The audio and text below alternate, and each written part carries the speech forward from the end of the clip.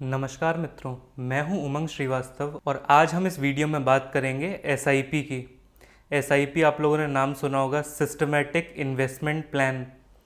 तो इंडियंस के साथ समस्या क्या है कि जिस चीज़ में भी सिस्टमेटिक वर्ड आ जाता है, सिस्टम वर्ड आ जाता है, उस चीज़ को हम लोग पकड़ के रख लेते हैं, ऐसे माइंड में उसे बहुत ऊंचा दर्जा दे देते हैं। अब ये मंथली एसआईपीज़ होती हैं जो कि आपके अकाउंट से हर महीने एक सर्टेन अमाउंट ऑफ मनी कटता है और वो किसी एक चीज़ के टुवर्ड्स लगता है। हो सकता है कि आप उसे म्यूचुअल फंड्स में लगा रहे हो सकता है कि वो इक्विटी लिंक सेविंग स्कीम हो, ईएलएसएस, या किसी और चीज़ में आप एसआईपी के थ्रू इन्वेस्टमेंट कर रहे हो। अब जनरली क्या होता है कि आपको यूट्यूब पे जो वीडियोस दिखाई जाती हैं एक्सेल का यूज़ करके कि 15,000 रुपये पर महीना आप डालो एसआईपी में और इतने साल बाद आप करोड़पति बन जाओगे। ये वाली जो चीज़ आपको बताई जाती है कि एसआईपी बहुत ग्रेट है, इसे बहुत ज़्यादा ऊंचे पेडिस्टल पे चढ़ा के आपको बताया जाता है कि अगर आपने अपनी लाइफ में एसआईपी को लिया है तो आपकी लाइफ एकदम झिंगा लाला हो जाएगी। तो लेट मी टेल यू, ऐसा नहीं होता है। सबसे पहले तो इस चीज़ को मैं डीमिस्टिफाई करता हूँ, क्योंकि जिस तरह से इसे ऊपर चढ़ा दिया गया है, जिसे देखो वो एसआईपी कर लेते हैं, एसआईपी कर लेते हैं। आप लोग इस चीज़ को ऐसे समझ सकते हो कि यहाँ पे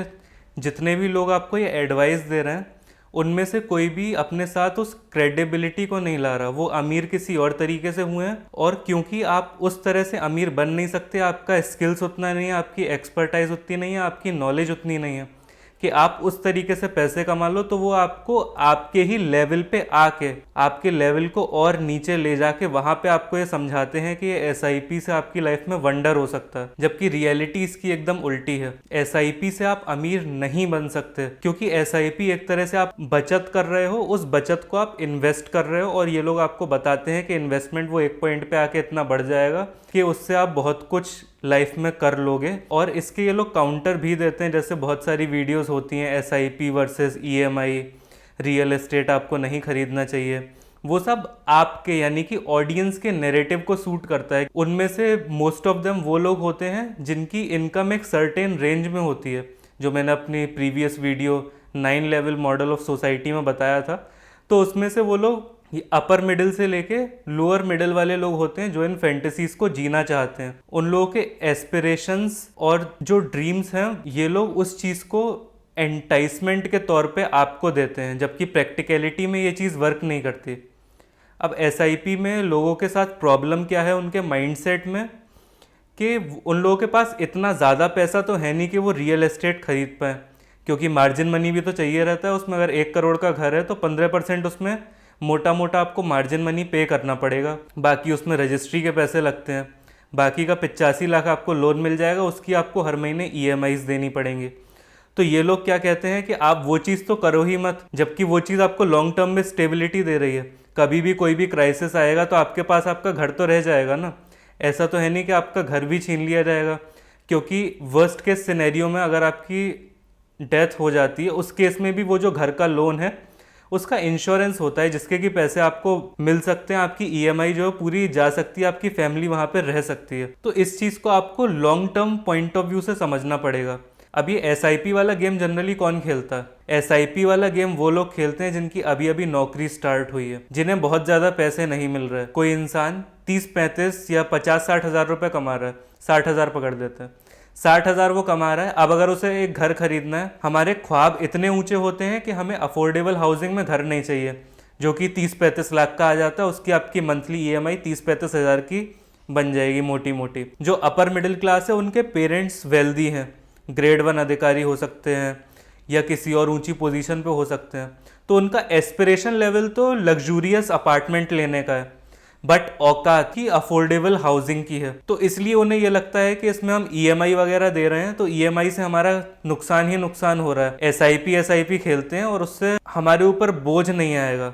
रेंट तो हम कभी भी चेंज कर सकते हैं। अब कोरोना आ गया, आप अपने होम टाउन वापस आए तो आपको ईएमआई तो देनी पड़ेगी, रेंट आपको नहीं देना पड़ेगा। तो उस केस में वो छोटी सी चीज को इतने शॉर्ट टर्म पर्सपेक्टिव से सोच के अपने नाश की तरफ कदम बढ़ा रहे होते हैं। अब एसआईपी में लोगों का जनरली क्वेश्चन ये आता है कि एसआईपी के पैसे मेरे हैं, मेरे पैसे तो मेरे पास ही है ना, मैं ईएमआई वगैरह दे के उसमें से इतना सारा इंटरेस्ट बैंक को क्यों दूं? इतने % डालने पे एक्सेल में इतना रिजल्ट आ जाता है, वैसा मेरा रिजल्ट निकल ही आएगा। ईएमआई को आप बंद नहीं कर सकते। अगर आपने ईएमआई एक बार स्टार्ट कर दी, आपने कोई भी रियल एस्टेट इन्वेस्टमेंट करी, तो आप उस ईएमआई को रोक नहीं सकते। इन केस जैसे एसआईपी है, आपने 10 महीने, 1 साल, 1.5 साल अच्छे से एसआईपी में इन्वेस्टमेंट किया, अब कुछ ऐसी कंटिजेंसी सिचुएशन आ गई, कुछ ऐसी क्राइसिस आ गई, तो हाल आप एसआईपी को स्टॉप कर देते हो। उस वजह से वो एक कॉर्पस में, बड़े कॉर्पस में कन्वर्ट नहीं हो पाता, और जब तक वो बड़े कॉर्पस में कन्वर्ट नहीं हो पाता तब तक वो आपको एक स्टेबिलिटी प्रोवाइड नहीं कर सकता। अब जो बाकी वीडियोस में दिखाया जाता है एक्सेल वालों के में, कि रेट ऑफ रिटर्न्स को वो लोग बहुत ज़्यादा दिखाते हैं। जैसे रेगुलर बेसिस पे अगर आप 15% करते हो तो आप 1 करोड़ कमा लोगे इतने साल में, और यही अगर आप 15% को 3% और बढ़ा दो, 3% कितना छोटा सा अमाउंट है, अब आप पर इससे 1.5 करोड़ कमा सकते हो। बट इस चीज़ में यही समस्या है कि वो 3% कभी बढ़ के नहीं आएंगे 1-2 साल आ सकते हैं, बट अगर आप लॉन्ग टर्म पर्सपेक्टिव से 10-20 साल का एवरेज लो तो वो इतना ज़्यादा बढ़ा हुआ नहीं आएगा रिटर्न ऑन इन्वेस्टमेंट। वैसे तो मैं आपको रिकमेंड नहीं करूंगा कि आप ये एसआईपी वाला game Khelo. Best you can do is, अगर आपको स्टॉक्स में ही जाना है तो आप डायरेक्टली इक्विटी खरीद सकते हो, क्योंकि एसआईपी के साथ और भी समस्याएं हैं। उसमें आपको डिविडेंड का आता पता नहीं है कि जो कंपनी डिविडेंड दे रही है वो आ तो रहा है बट जा कहाँ रहा है। दूसरा, जो इन्वेस्टेबल स्टॉक्स हैं, जो कंपनीज अच्छी हैं, वो इंडिया में केवल 250 कंपनीज हैं। अगर हम वैसे बात करें, थोड़ी ऊपर नीचे हो सकती हैं, बट ये रेंज आपको 250 तक ही मिलेगी। तो इन 250 कंपनीज हैं, और म्यूचुअल फंड जिनमें आप पैसा लगा सकते हो वो 6000 हैं। तो आप खुद कैलकुलेशन करके सोचो कि 250 कंपनीज से 6000 म्यूचुअल फंड कैसे बने होंगे। और एक म्यूचुअल फंड में एवरेज 10 कंपनी का अगर मैं लेके चलता हूँ तो भी मैं कितने 25 कॉम्बिनेशन ही तो बना सकता हूँ, जिसमें अलग अलग यूनिक कंपनीज होंगी। अब ये म्यूचुअल फंड हाउसेस क्या करते हैं, वहाँ पे बहुत होशियार फंड मैनेजर्स होते हैं जो एनएफओ, न्यू फंड ऑफरिंग जो है वो लेके आते रहते हैं टाइम टू टाइम, और आपसे एक मोटा एक्सपेंस रेशियो चार्ज करते हैं। उसके बाद भी आपको क्लैरिटी नहीं मिल पाती।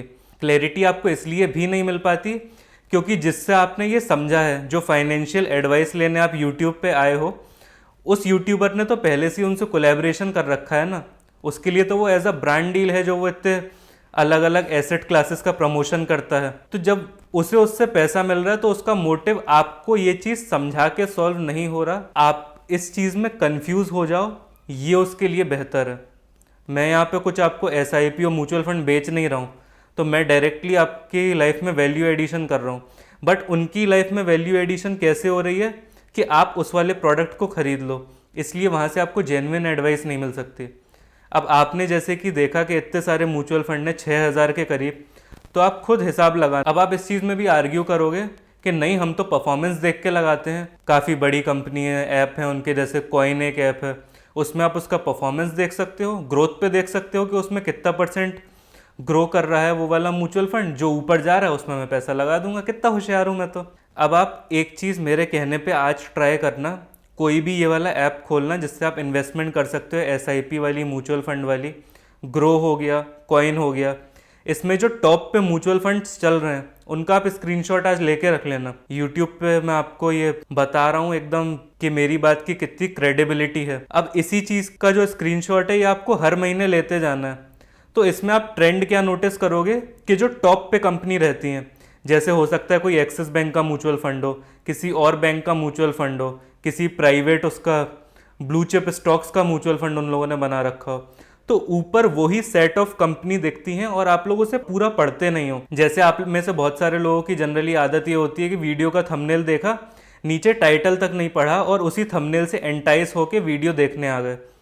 अब वहाँ पे वो आपको ऐसा एंटाइसमेंट अपने ब्रांड का लोगो दिखा के करते हैं। जैसे अगर एक्सिस बैंक है तो एक्सिस बैंक का लोगो बना हुआ है, एसबीआई है उसका लोगो बना हुआ है। अब आप उस पूरे फंड का नाम नहीं पढ़ते, और नाम ना पढ़ने से समस्या ये आती है कि हर बार जब भी आप अपना उस वाले ऐप को ओपन करते हो आपको ऊपर केवल वही 8-10 कंपनीज के म्यूचुअल फंड वाली एसआईपी की स्कीम दिख रही होती है, परफॉर्म करती है। बट जैसा कि मैंने बताया कि टोटल 6000 के अप्रॉक्स म्यूचुअल फंड है, तो कोई ना कोई तो हमेशा ऊपर होगा ना। और अगर इनमें से हर जो बड़ी बड़ी कंपनी, टोटल 6 बड़ी कंपनी मान लेता हूँ, तो इनके भी हजार फंड्स चल रहे हैं, उनमें से कोई तो फंड ऊपर होगा और आपको केवल वो आइकन दिखता है। ये आपके माइंडसेट के साथ समस्या है, जिसे बाकी लोग आपको और बताते हैं कि इस वीडियो को 1.5x पे देख लो, 2x पे देख लो, ताकि उस वाली बारीकी को जो उन्होंने आपको एक्सेल में समझाई है उसे आप समझ के कोरिलेट करके, एविडेंस कलेक्ट करके उनके मुंह पे ना मार पाओ कि आप तो ऐसा कह रहे थे बट ऐसा नहीं होता है। इस चीज़ को आपको समझना पड़ेगा अगर आपको अमीर बनना है तो। और जैसा कि मैंने आपको पहले बताया कि एसआईपी खेल के आप अमीर नहीं बन सकते। आपको अगर वेल्दी बनना है, रिच बनने की मैं बात नहीं कर रहा, अगर आपको वेल्दी बनना है तो आपको ऐसे एसेट्स चाहिए होंगे जो आपको मंथली कैश फ्लो जनरेट करके दें, कि कोई भी एसेट जिसे आप बेच के उसे रियलाइज कर सकते हो, जो उससे गेन हो रहा है। यानी कि मेरे पास एफडी है, मैंने उसे बेच दिया, उन एफडी को बेचने से अगर मैं अमीर बन रहा हूँ या मेरे पे पैसे आ रहे हैं तो मैं रिच बन रहा हूँ, वेल्दी नहीं बन रहा हूँ। अभी मैं एक एग्जांपल आपको समझाता हूँ। अब जैसे कोई सरकारी एम्प्लॉय है या वो किसी पीएसयू में थे या फिर ऐसी जो कंपनीज होती, तो उनमें क्या होता है, उनमें पेंशन नहीं मिलती है। अब ऐसी जो कंपनीज होती हैं, गवर्नमेंट कंपनीज, जिनमें की पेंशन नहीं मिलती है, तो उन्हें एक बड़ा सा कॉर्पस दे दिया जाता है कि ये कॉर्पस ऐसे ऐसे आपका है, हम आपको पेंशन नहीं दे पाएंगे बट आप इससे अपना खर्चा चला सकते हो।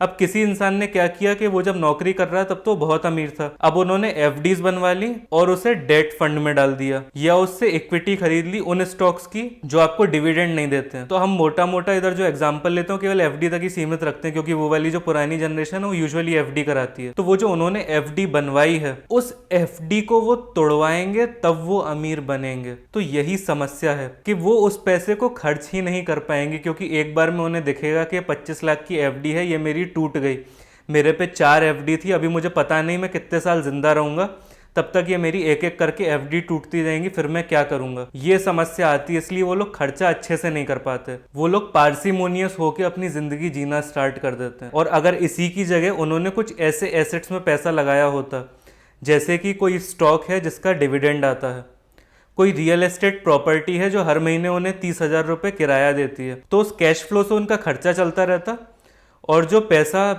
उनके पास कॉर्पस इकट्ठा है, यानी कि फ्लैट जो वो ओन करते हैं उसकी वैल्यू लेट से 1 करोड़ है, तो 1 करोड़ तो उनके सेफ हैं, बट वो जो बाकी पैसा आ रहा है उनके पास, वो उससे अपना जीवन यापन करते और खुशी से रह सकते थे। तो ये वाली चीज़ हायर ऑर्डर पे गई है, इसे आप लोग समझने की कोशिश करिएगा, बात के नुआंस को समझिए। और फाइनल पॉइंट, इस चीज़ को मैं एस्ट्रोलॉजी से भी कनेक्ट करके आपको बता देता हूँ, क्योंकि मेरा 360 डिग्री पर्सपेक्टिव है, बहुत सारी चीज़ें मैं करता हूँ, तो उसमें एस्ट्रोलॉजिकल कंसल्टेशन भी एक चीज़ है। तो एस्ट्रोलॉजी के हिसाब से भी जो आपने देखे होंगे अमीर लोग, आप ये चीज़ गौर करना, वो लोग फ्रीक्वेंटली इन्वेस्टमेंट करते रहते हैं, फ्रीक्वेंटली अपनी कार जो है उसे चेंज करते रहते हैं। यूट्यूब पे उसके आपको विपरीत एडवाइस मिलेगी कि आपको कार नहीं खरीदनी चाहिए, ऐसा नहीं करना चाहिए, वैसा नहीं करना चाहिए। तो इस पॉइंट को मैं बहुत लंबा नहीं खींचूंगा, जिन्हें पता है वो लोग समझ जाएंगे, जिन्हें नहीं पता वो लोग इस बारे में सर्च कर लेना कि जो आपका 4th भाव होता है आपके D1 चार्ट में, वो आपके सुख का भाव होता है। और जब भी आप कोई ऐसी इन्वेस्टमेंट करते हो, यानी कि घर हो गया, कार हो गई, इस तरह के इन्वेस्टमेंट्स में वो वाला हाउस आपका सुख का हाउस एक्टिवेट हो जाता है। इसीलिए घर को हमारी पुरानी परंपरा से अभी तक हम लोग कहते आ रहे हैं कि घर से सुख मिलता है, सुख घर पे ही आके मिलता है। इस बात को यहीं पे मैं छोड़ता हूँ, बाकी इस पे आपको अपना और दिमाग लगाना है, इस बात को समझना है, इसे कैसे हम अपनी लाइफ में अप्लाई कर सकते हैं। और आप लोगों का क्या पर्सपेक्टिव है आजकल ये जो SIP वाली एडवाइस इतनी वाइड स्प्रेड होती जा रही है, नीचे आप कमेंट सेक्शन में लिखिएगा। वीडियो अगर आपको अच्छी लगी तो इसे लाइक करिएगा और लोगों के साथ शेयर करिएगा। फाइनेंशियल एडवाइस की जिन्हें रिक्वायरमेंट हो सकती है अपने फैमिली व्हाट्सएप ग्रुप पे डालिएगा। इस बारे में आप लोग अपने पेरेंट्स से भी डिस्कशन कर सकते हैं कि ये ऐसे ऐसे बोल रहा है, इस पे आप क्या क्या टेक, या आप इस चीज़ को कैसे समझते हो, आप अपने पेरेंट्स से भी इस चीज़ का डिस्कशन कर सकते हैं। बाकी फिर मिलेंगे नेक्स्ट वीडियो में। Thank you very much.